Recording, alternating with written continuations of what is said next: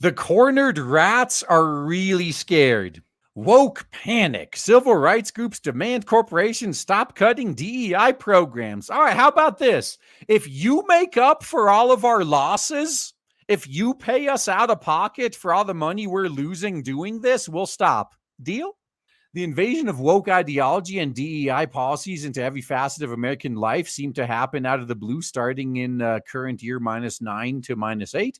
But in reality, the agenda had been quietly and insidiously slithering into Western institutions for decades prior. Oh, absolutely.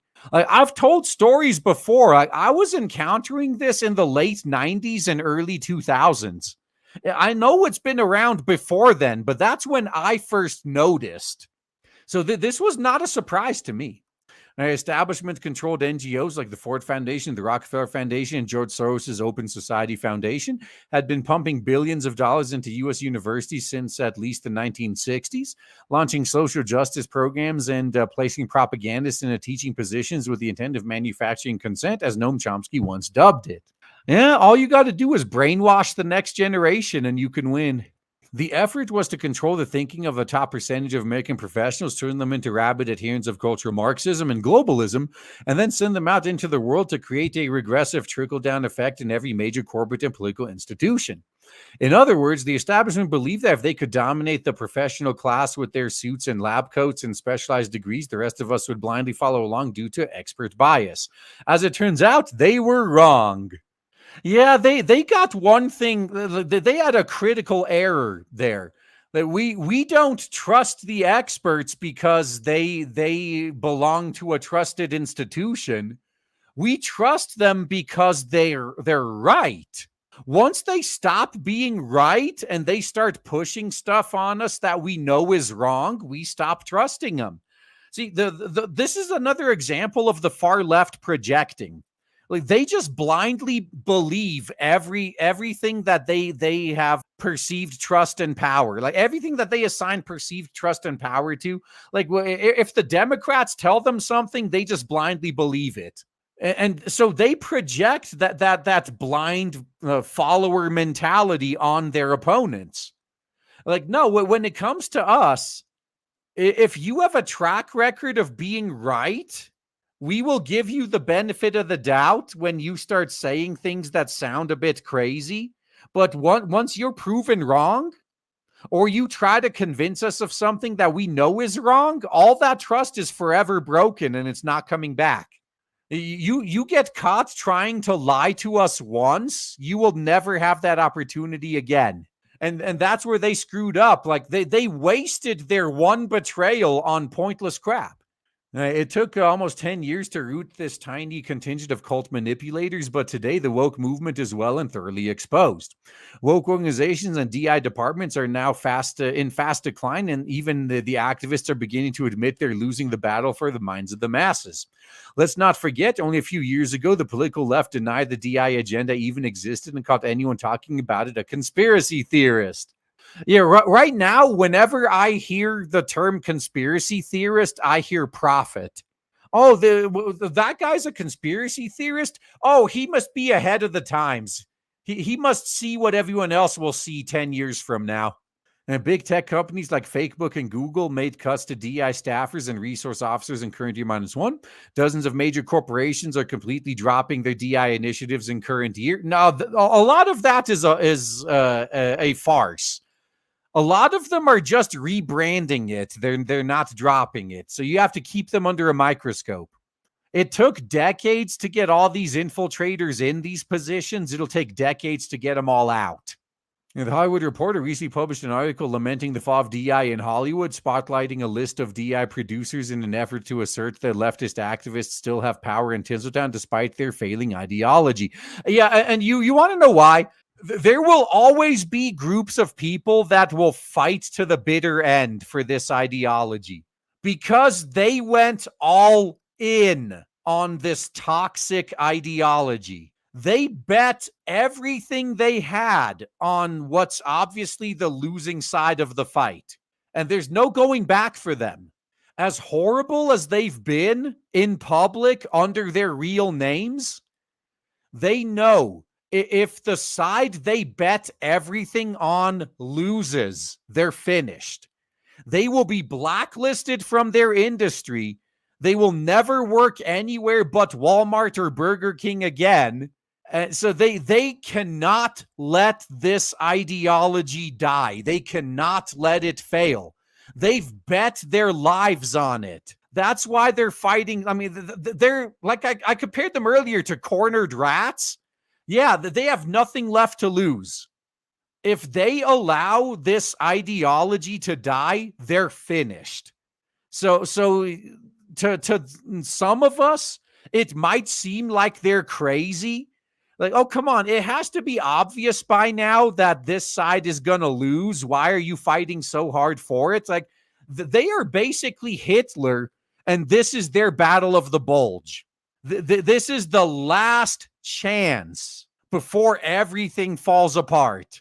And they will take it. Like, they're not just going to surrender and go down quietly, because they know all the crimes they've committed, all the atrocities they've committed, all the enemies they've made, all the bridges they've burned, all under the assumption that they're on the right side of history, since they sacrificed everything.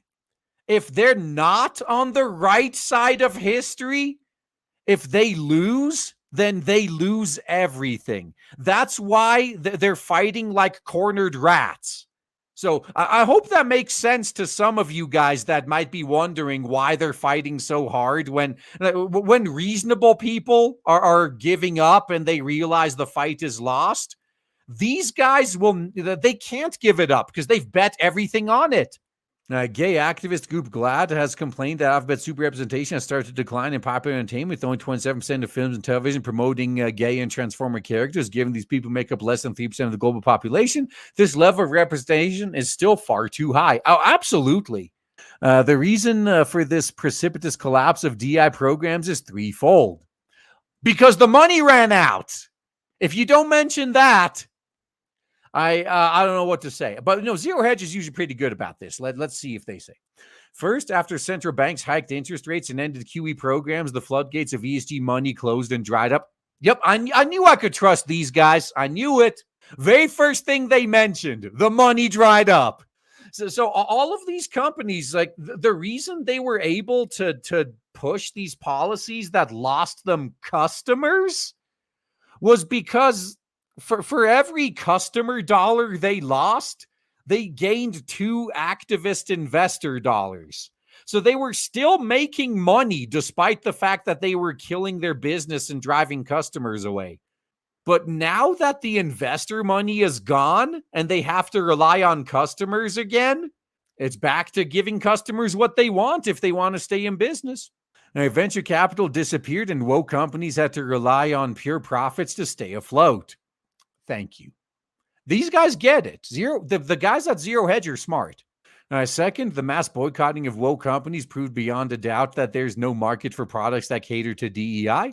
For many years, we have been told woke is the majority, anti-woke is a fringe minority. The truth is the exact opposite. Yeah, I've mentioned this before, but I've always found it funny when someone gets accustomed to the Twitter echo chamber. This is before Musk bought the platform, where it seemed like they were the majority. It seemed like everyone agreed with them because everyone who disagreed with them got censored and banned and canceled. So they lived in an echo chamber. They legitimately believed it. Like, they drank their own Kool-Aid, and then they got out into the real world and found out really quick that most people hate their guts.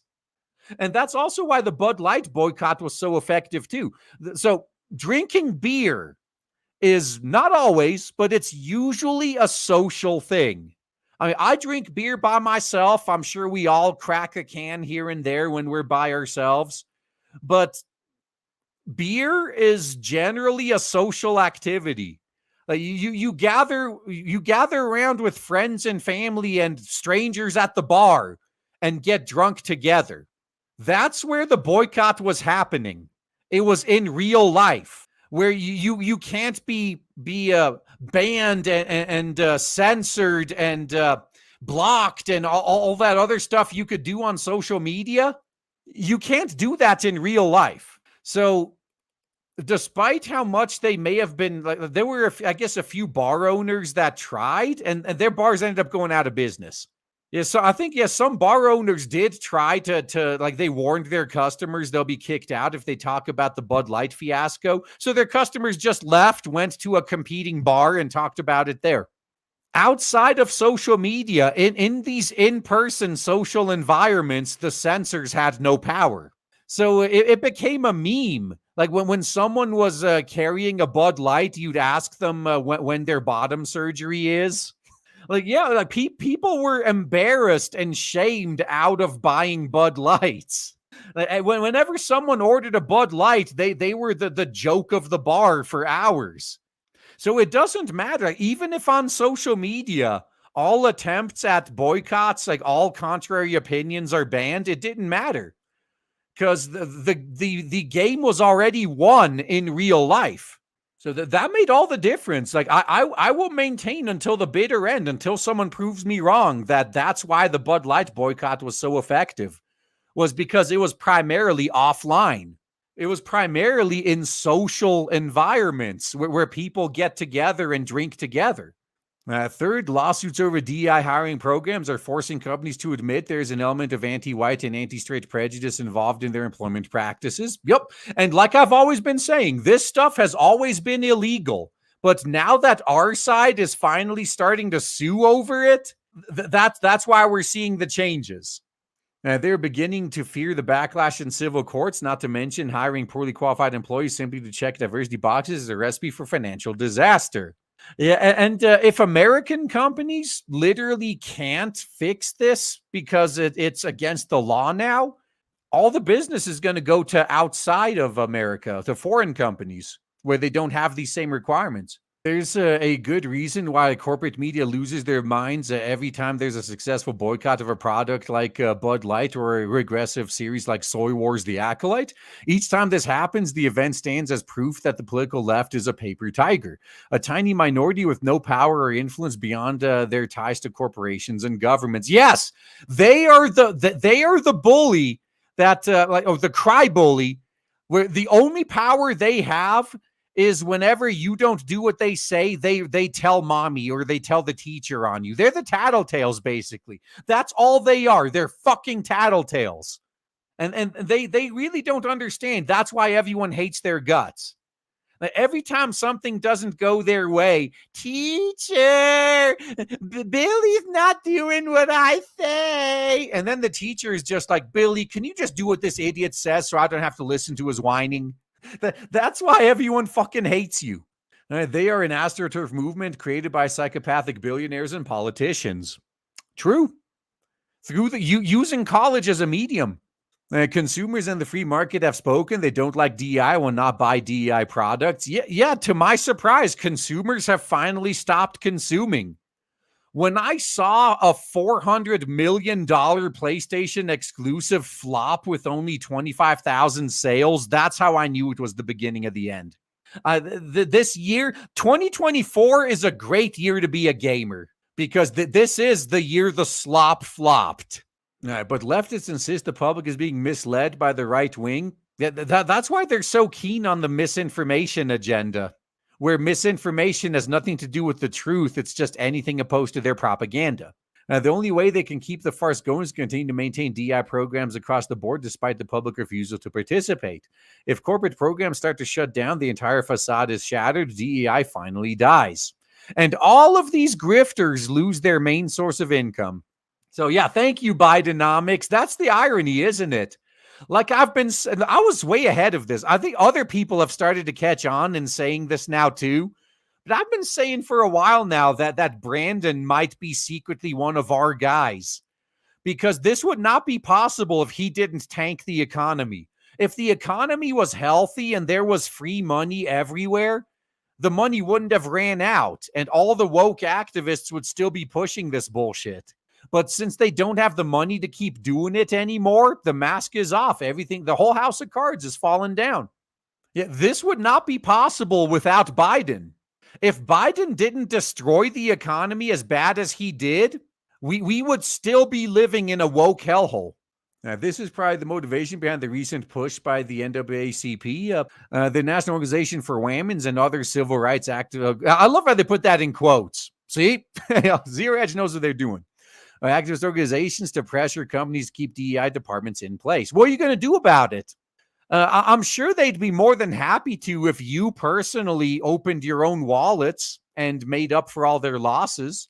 At least 19 of these groups penned and published an open letter to corporate leaders of Fortune 1000 companies demanding they stop cutting woke programs. Or else what? The group claims that companies that abandon their DEI programs are shirking their fiduciary responsibility to employees, consumers, and shareholders.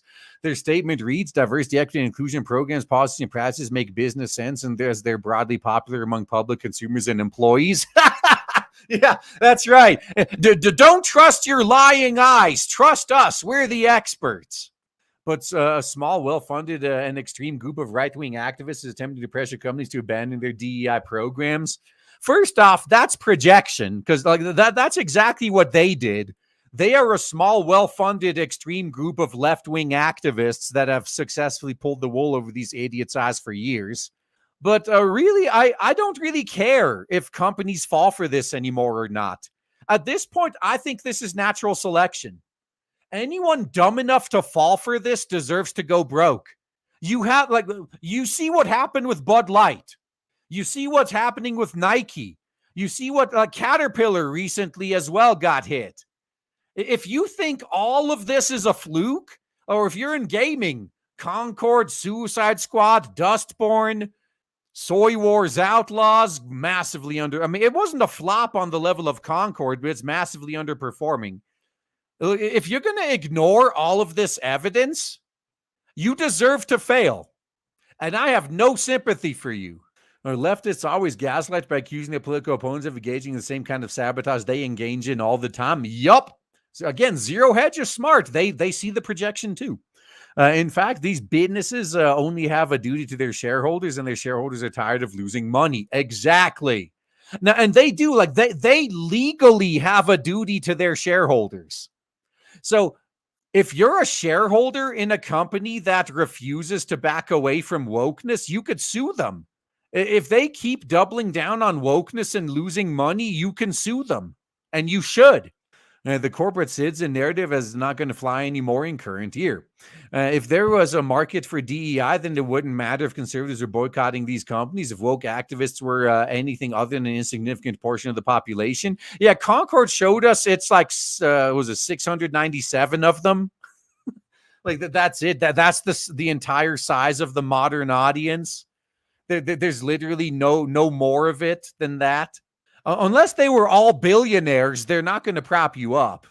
So they'll be buying up the woke products like crazy and proving conservatives wrong, but they don't because they can't.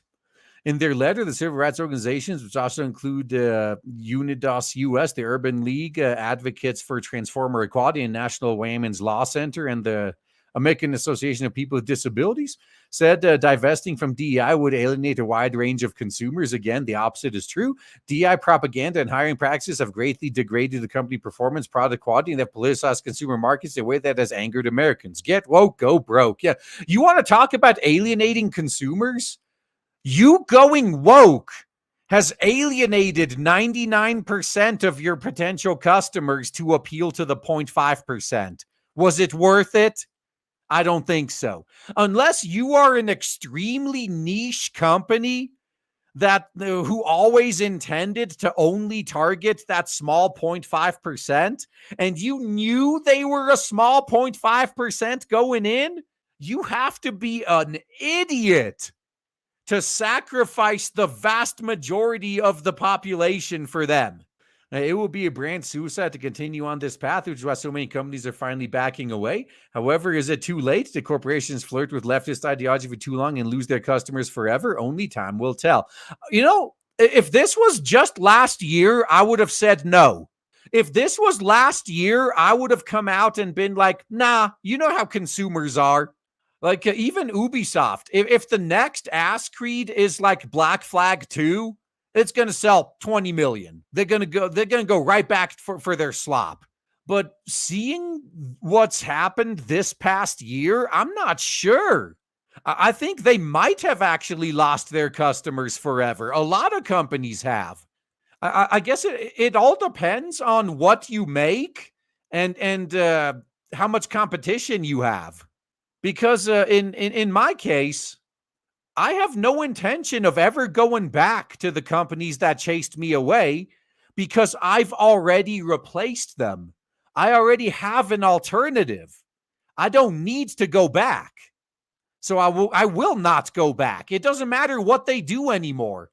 There's nothing they can do to get me back because I've already replaced them with better alternatives. But that's not true for literally everything, though. Now, there might be a few companies that survive, but a lot of them won't. Like, well, once they've driven their audience to apathy, they will never come back. There's no chance. They dug their own graves.